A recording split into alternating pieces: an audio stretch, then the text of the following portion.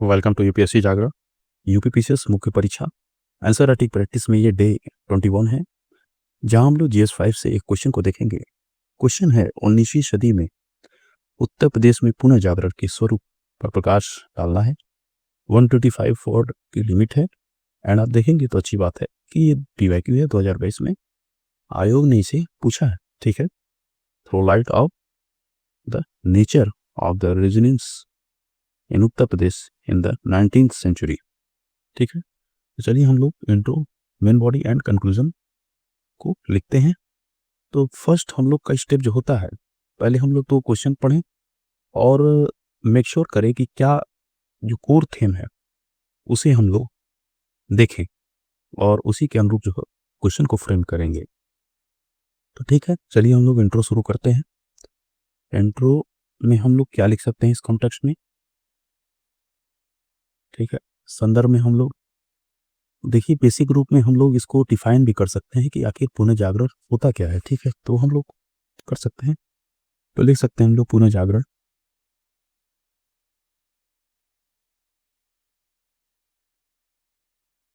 ठीक है, पुनः जागरण क्या है? तो आप देखेंगे बौद्धिक जागरण है, बौद्धिक जागरण है। ठीक है, जागरण की क्या है? ये प्रक्रिया है।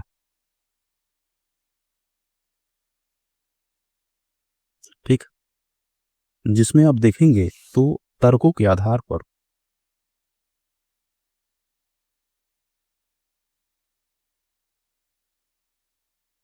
तर्कों के आधार पर आप जो है परीक्षण करते हैं। ठीक है, किस चीज का? तो विचारों का।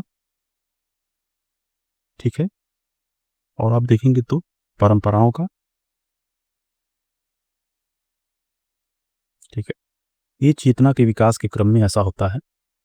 मानव चेतना यदि विकसित होती है तो ये सारी चीजें जो है आपको देखने को मिलते हैं।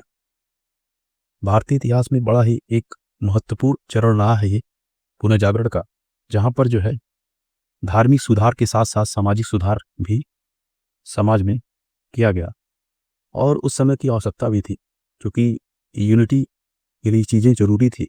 ठीक है, विचारों और परंपराओं और मान्यताओं का क्या किया जाता है? तर्कों के आधार पर एग्जामिन किया जाता है, यानी कि परीक्षण किया जाता है। ठीक है, परीक्षण किया जाता है और परीक्षण जब किया जाता है तो इसको क्या किया जाता है? स्वीकार किया जाता है, या तो उस विचार, ठीक है, उस परंपरा को और उस मान्यता को अस्वीकार भी किया जा सकता है। इस कॉन्टेक्स्ट में देखेंगे आप। ठीक है, यानी कि एक बौद्धिक जागरण है। तर्कों के आधार पर आप किसी भी मान्यताओं को, जो भी चली आ रही है मान्यता, आप देखेंगे जो भी विचार हैं, जो भी परंपरा है, आप क्या करते हैं? आपके अंदर जब तर्क डेवलप होता है तो फिर क्या करते हैं? आप प्रश्न करना सीखते हैं और यदि चीज़ें अच्छी नहीं है तो आप उसको अस्वीकार कर देते हैं और चीज़ें जो है संविधान सम्मत हैं, समाज में जो भी ट्रेडिशन चल चल रहे हैं वो संविधान सम्मत हैं, आधुनिक परंपराओं के अनुरूप हैं। ठीक है, तो उसे आप स्वीकार कर लेते हैं। एक बड़ा ही महत्वपूर्ण जो जर्मन दार्शनिक रहे हैं, हेगल महोदय, उन्होंने भी इस कॉन्टेक्स्ट में विचार दिया। हालांकि समकालीन जो पुनर्जागरण यूरोप में चल रहा था उस समय भी देखेंगे आप तो हेगल महोदय ने कई विचार दिए इस कॉन्टेक्स्ट में। हेगल महोदय का मत ये था कि पुनर्जागरण बहुत ही महत्वपूर्ण है। ठीक है, जिससे कि आत्मबोध होता है। ठीक है, आत्मबोध होता है व्यक्ति को और कहीं न कहीं चीज़ें जो समाज के लिए अनुरूप हैं, समाज के लिए ज़रूरी हैं, उनको स्वीकार किया जाता है और जो भी रूढ़ियाँ हैं, ठीक है, जो समाज के विकास में बाधक हैं, उनको अस्वीकार किया जाता है। तो ऐसे कुछ विचार थे हेगल महोदय के। आप हेगल महोदय के विचार को भी मेंशन कर सकते हैं। ठीक है, तो ये टेंडेंसी जो है विकसित होती है समय के साथ। ठीक है, तो आप लिख सकते हैं कि क्या है? आप देखेंगे तो पुनः जागरण क्या है? यूनाइजेंस क्या है? देखेंगे आप तो ये एक प्रोसेस है। ठीक, प्रोसेस ऑफ इंटेलेक्चुअल,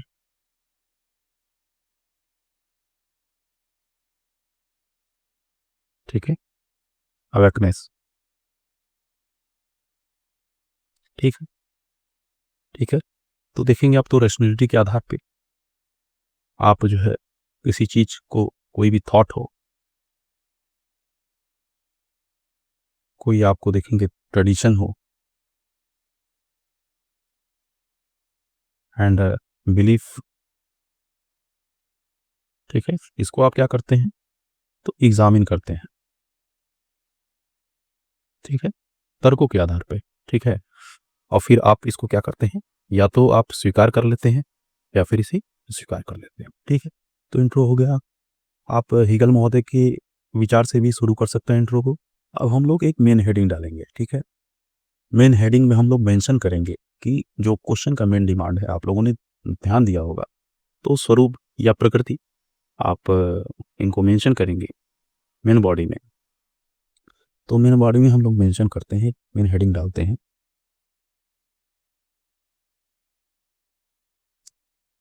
पुनर्जागरण का स्वरूप, ठीक है, यानी कि नेचर। हाँ,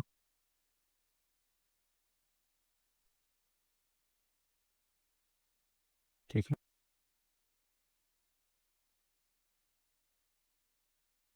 ठीक है, ये हेडिंग हो गया मेन आपका। इसमें क्या कोई मैप का स्कोप है क्या? तो यूपी में जो भी रीजन्स रहे हैं आप दिखा सकते हैं, ये कुछ इन्फॉर्मेशन है आपके लिए। ये क्यूआर कोड है, आप इस क्यूआर कोड को स्कैन करके इस जो आंसर राइटिंग सीरीज है, इससे आप जो है जुड़ सकते हैं, ठीक है। इस आंसर राइटिंग सीरीज में टॉप 5 जो कॉपीज होती हैं उनका फ्री इवैल्यूएशन किया जाता है, और इवैल्यूएट करके आपको कॉपी 48 टू 72 हावर्स में आपको इवैल्यूएट करके कॉपी भेज दी जाती है, ठीक है। तो नेक्स्ट हम लोग करते क्या है, एक राइट कॉर्नर में एक मैप ड्रा करते हैं, ठीक है, यूपी का। उसमें हम लोग यूपी स्पेसिफिक क्वेश्चन है ये, तो बिल्कुल हम लोग मैप ड्रा कर सकते हैं, और नो डाउट जो है आपके नंबर इससे बढ़ते हैं।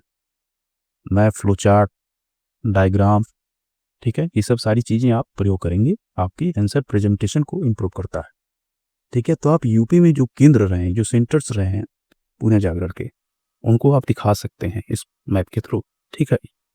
तो फिगर में आप यूपी का एक मैप बना सकते हैं। चलिए कोशिश करते हैं यूपी का मैप बनाने की।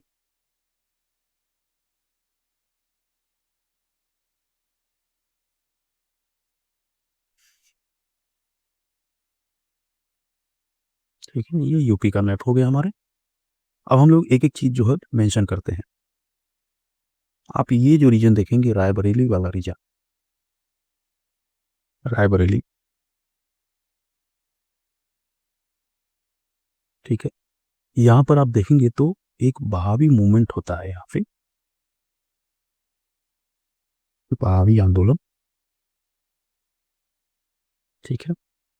आप आगरा को मेंशन कर सकते हैं, ठीक है। आगरा में देखेंगे आप तो राधा स्वामी मठ,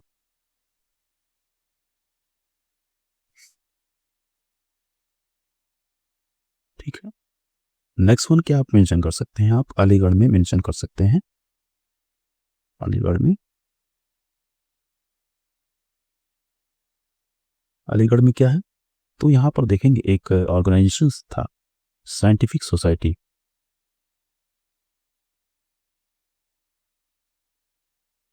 सोसाइटी, ठीक है। आप सहारनपुर में देवबंद आंदोलन को मेंशन करें, सहारनपुर देवबंद आंदोलन,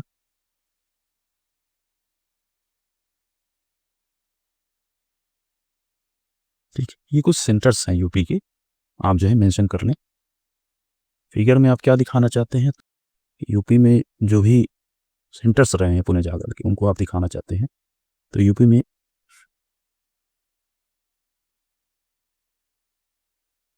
सेंटर्स, ठीक है, आपने शो कर दिया। अब एक एक चीज़ें आप मेंशन करें कि क्या जो है प्रकृति रही है। देखिए, बहुत सारे लोगों ने इस क्वेश्चन को गलत तरीके से अप्रोच किया, मैं आपको बताना चाहूँगा।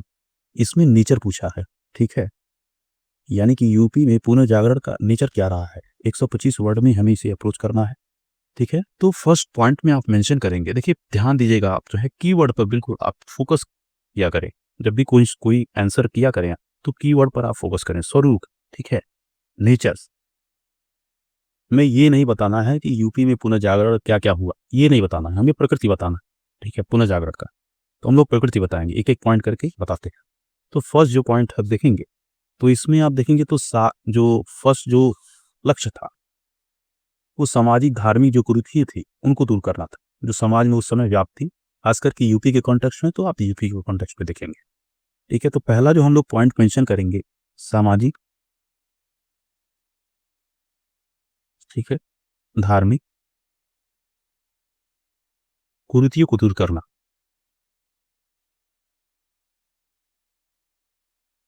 कुरीतियों को दूर करना, ठीक है, इसका प्रमुख लक्ष्य था।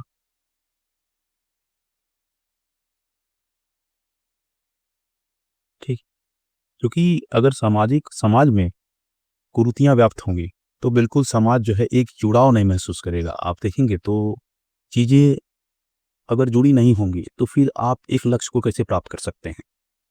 और कालांतर में भी देखेंगे तो मॉडर्न हिस्ट्री में आपको देखने को मिलेगा, जब गांधी जी मूवमेंट शुरू करते हैं तो वो भी जो है रचनात्मक जो कार्य करते हैं उनमें ये सब सारी चीजें सम्मिलित होती हैं, कहीं ना कहीं आप देखेंगे। ठीक है, तो लक्ष्य क्या था? लक्ष्य था भाई कि सामाजिक धार्मिक जो कुरीतियां हैं समाज में उनको दूर किया जाए। ठीक है, जैसे आप देखेंगे तो दास प्रथा, दास व्यवस्था, और आप देखेंगे तो आडंबर, एंड देखेंगे सती प्रथा, ठीक है, बाल विवाह, ये सब सारी चीजें चिंता का विषय थी समाज के लिए। ठीक है, तो मेन ऑब्जेक्टिव क्या था देखेंगे आप तो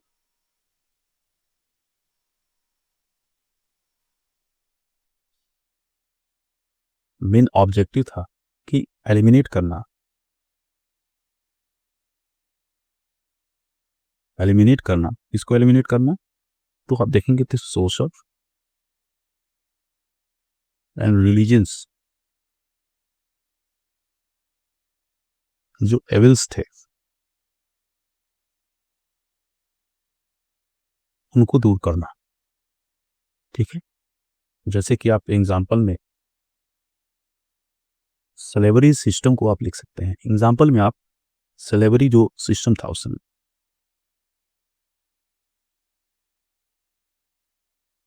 उसको आप एक एग्जाम्पल देखिए मेंशन कर सकते हैं। यानी कि आपने अपने पॉइंट को प्रूफ कर दिया कि ऐसा कुछ था। ठीक है, तो नेक्स्ट पॉइंट में हम लोग क्या मेंशन करेंगे? हम लोगों ने पहला प्रकृति बता दिया कि लक्ष्य क्या था, तो लक्ष्य था सामाजिक धार्मिक कुरीतियों को दूर करना। सेकंड पॉइंट में हम लोग मेंशन करेंगे कि जो मूवमेंट था उसकी प्रकृति थी कि संगठित तरीके से प्रयास किया गया सुधार करने के लिए। तो सेकंड में हम लोग मेंशन कर सकते हैं संगठित तरीके से प्रयास, यानी कि जो प्रयास किए गए वो मैक्सिमम दिखेंगे आप तो ऑर्गेनाइज रूप में किए गए, यानी कि ऑर्गेनाइज जो है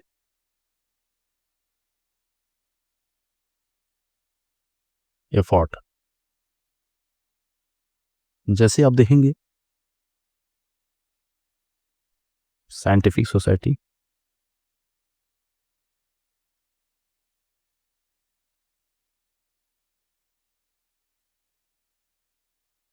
ठीक है, एक और था राधा स्वामी मत,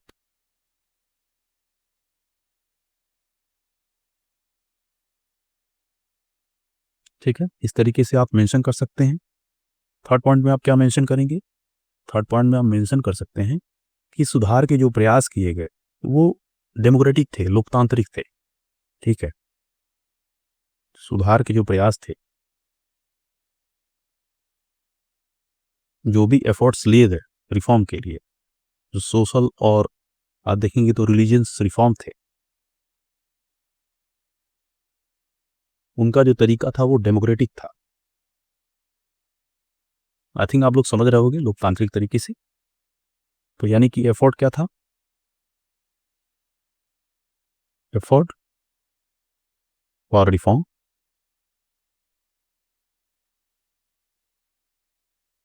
वे राइट।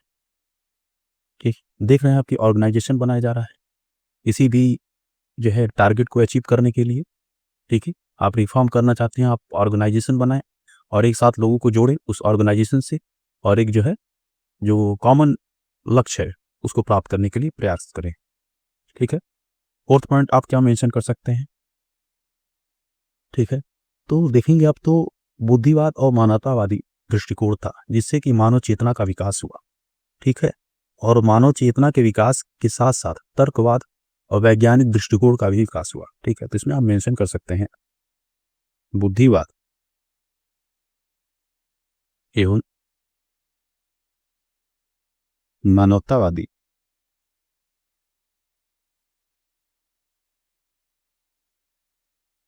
दृष्टिकोण।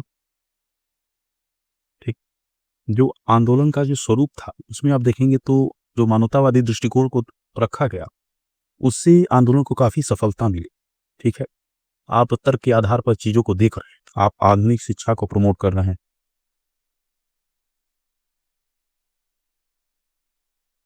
जो भी रूढ़ियां थी उनको जो है दूर करने के लिए आप मॉडर्न जो है एजुकेशन को प्रमोट कर रहे हैं, और आप वैज्ञानिक दृष्टिकोण जो है इस माध्यम से डेवलप कर रहे हैं।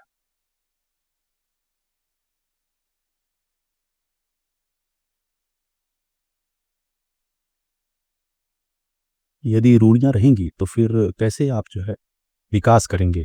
ठीक है, कहीं ना कहीं विकास में आपकी वो बाधा साबित होगी। ठीक है, नेक्स्ट पॉइंट आप मेंशन करेंगे। ठीक है, मुझे लगता है कि इसे मेंशन करने की आवश्यकता है क्या? तो फिफ्थ पॉइंट में हम मेंशन कर सकते हैं अधिकांश जो सुधारक थे वो धार्मिक जो सार्वभौमवाद पर विश्वास करते थे, यानी कि उसके समर्थक थे। तो नेक्स्ट पॉइंट में आप ऐड कर सकते हैं सभी धर्मों का आप देखेंगे तो कोर एक है। ठीक है, सभी के जो चिंतन है, जो उद्देश्य है, कहीं ना कहीं मानव कल्याण है, मानवतावादी दृष्टिकोण पर आधारित है। ठीक है, तो आप लिख सकते हैं अधिकांश जो सुधारक हैं उनका जो दृष्टिकोण है आप देखेंगे तो धार्मिक सार्वभौमवाद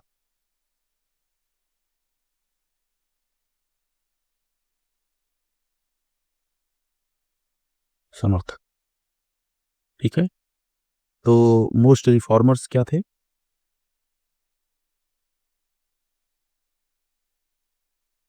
ठीक है, मोस्ट रिफॉर्मर्स आप देखेंगे तो जो है सपोर्ट किसको करते थे? सपोर्टेड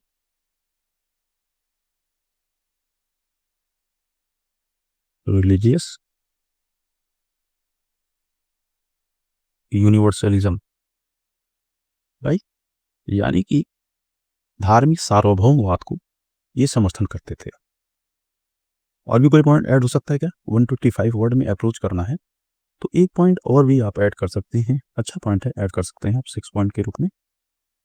6 पॉइंट में आप कह सकते हैं कि जो आंदोलन था जो यूपी में चलाया गया, जो सामाजिक धार्मिक सुधार आंदोलन था, देखेंगे आप तो मुख्यतः शहरी था। ठीक है, और एक विशेषता से इस आंदोलन की, और एक विशेषता थी इस आंदोलन की, इसमें मध्यम वर्ग का, ठीक है, महत्वपूर्ण भूमिका थी।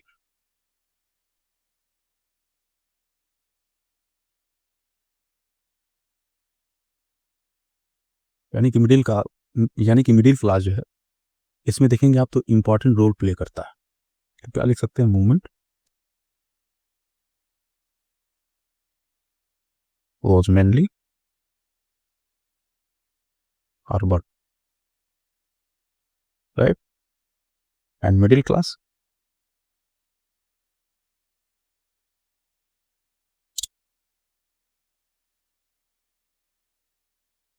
इंपॉर्टेंट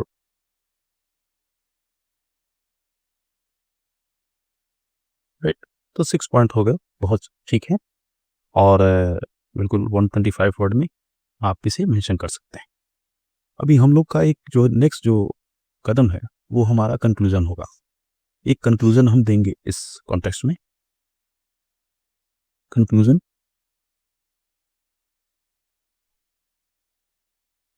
ठीक है, क्या कंक्लूजन दिया जा सकता है? तो आप कह सकते हैं कि अतः उत्तर प्रदेश में पुनर्जागरण, ठीक है, पुनर्जागरण का क्या था स्वरूप? समग्र था।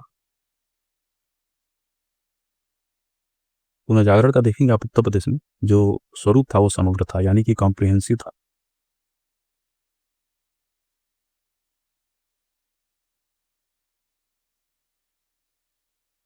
कॉम्प्रिहेंसिव नेचर का था ये, ठीक है। अब देखेंगे तो यह केवल केवल धार्मिक सुधार नहीं था, धार्मिक या साहित्यिक नहीं था,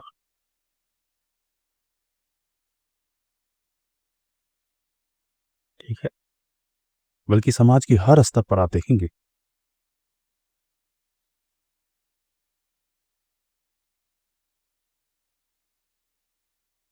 हर स्तर पर, ठीक है, परिवर्तन करने का उद्देश्य था, ठीक है, और नवचेतना लाने वाला।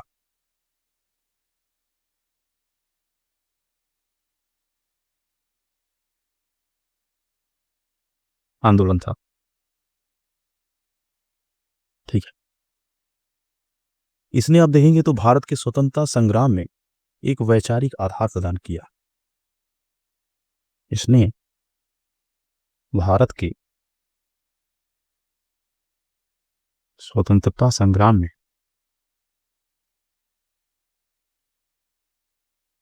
एक देखेंगे तो वैचारिक आधार प्रदान किया।